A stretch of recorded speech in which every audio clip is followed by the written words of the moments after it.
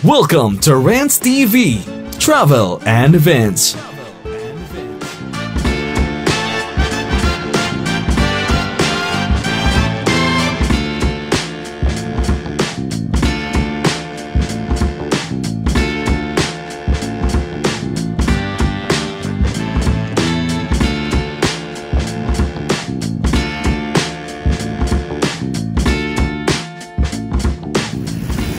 Hi guys, welcome back to my channel. Again, andito tayo sa Pasig River Esplanade in Manila. Latest update po as of today, August 22, 2024. Time check guys, it's 7 PM local time. As you can see, ang dami na namamasya, lalo pa walang pasok kinabukasan. Guys, if you are new to my channel, please consider subscribing and hit the notification bell in order for you to be updated on my upcoming videos.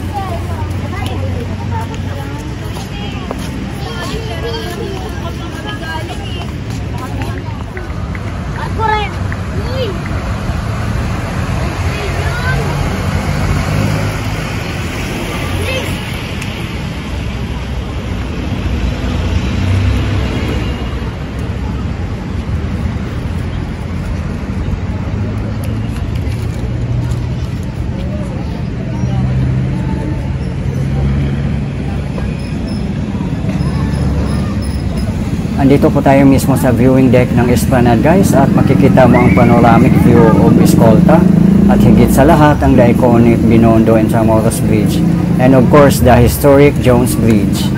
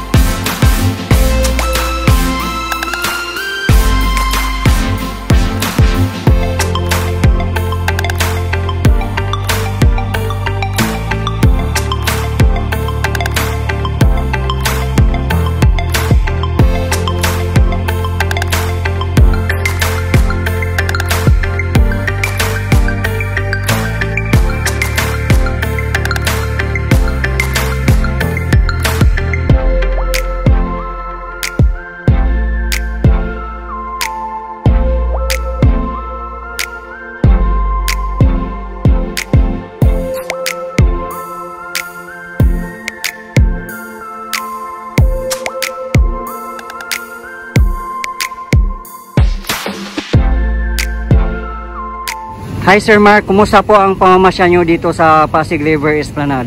Well, so far first time po dito. Then nakaka-relax, enjoy naman. So siguro gusto niyo ng chill or kalmado lang na ano. So isa sa mga perfect places dito sa Manila na pwede niyo mapuntahan. Although bago pa lang siya, pero okay na okay, good overall. So So naikot nyo na ba yung buong Esplanade hanggang after nung the Jones Bridge? Actually may bagong addition lang yata yun sa may Jones Bridge, pero hindi ko pa siya na ano, so pwede ko i-check mamaya. So curious lang din, pero dito so far naman dito pa lang, so goods na overall. So expect ko na mas better din dun sa kabila. Oo sir, kung na-amaze kayo dito na side, mas ma-amaze kayo sa kabilang side. As per your observation, ano bang nakikita mo dito sir? Underdeveloped pa siguro. I think naman siguro katagalan may mga development pa na mangyayari, pero siguro kung ako dito talagyan pa siguro ng mga maliit na establishments din para maging commercially ano rin siya. may commercial use din siya. At the same time, aside sa tourist spot, no? Aha. Yeah, obviously sir, hindi ka pa nga nakapamasyal doon sa kabilang side. At nandoon nga yung commercial space okay. natin. Hindi talaga. But unfortunately, hindi pa siya tapos, ongoing pa yung construction. Open na rin doon at maganda na rin pasyalan doon.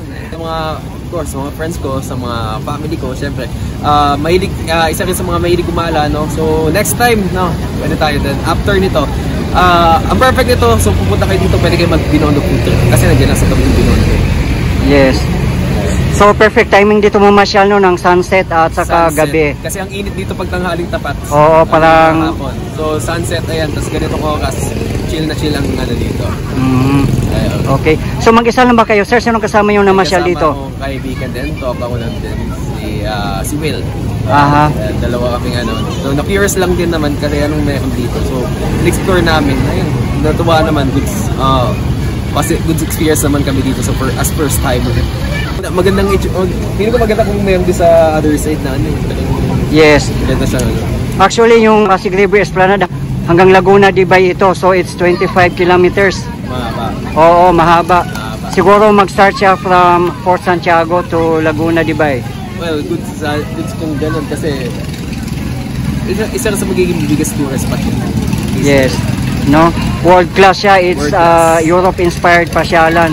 Yes, exactly. Tapos nag-reflect nung ano natin, nung heritage, especially ng Manila, diba? So, nakikita mo naman sa mga decorations, no?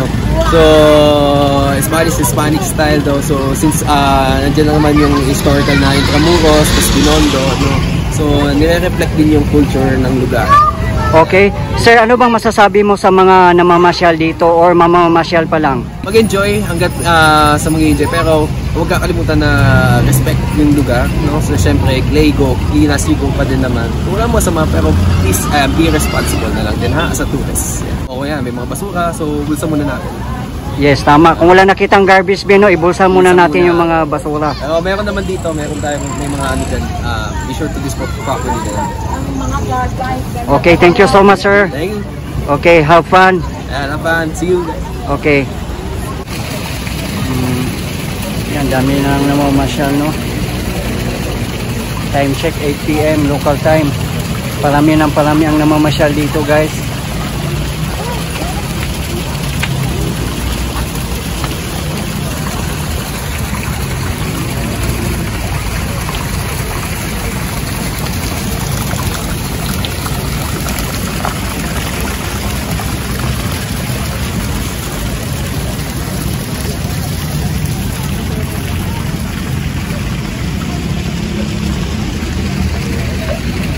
Sa mga hindi pa nakapamasyal dito, guys, huwag kayong magpapahuling mamasyal dito, guys.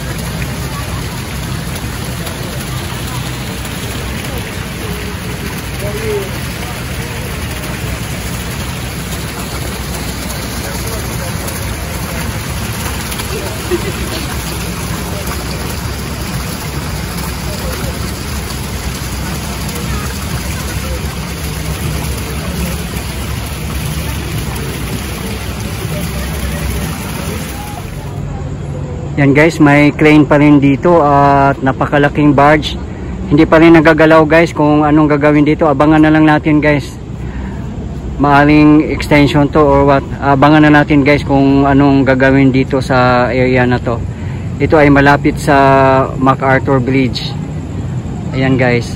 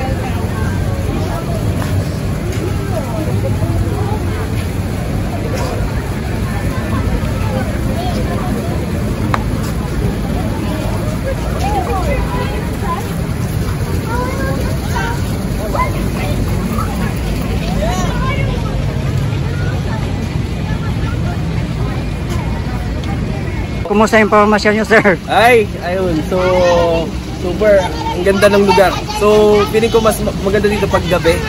Super relaxing. So, sa gitna ng Metro Manila, may relaxing place kayo na makikita. Dito lang sa tabi ng Ilog Pasig. Yes, hindi na kailangan pumunta pa ng Europe, no? Or Italy. Actually, so dito pa lang European-inspired na po yung ating lugar. Siyempre, it reflects yung heritage natin, no? And yan, so may overview ng Jones Bridge. Ayan, so ang ganda rin ng itsura ng Jones Bridge na nasa harapan natin ngayon. No? So, ayan, sa Tawid, Chinatown. So, talagang historical, tas Intramuros. So, nandito na lahat-lahat, no? So, 10 over 10. Okay, very good. Thank you so much, sir. Thank you.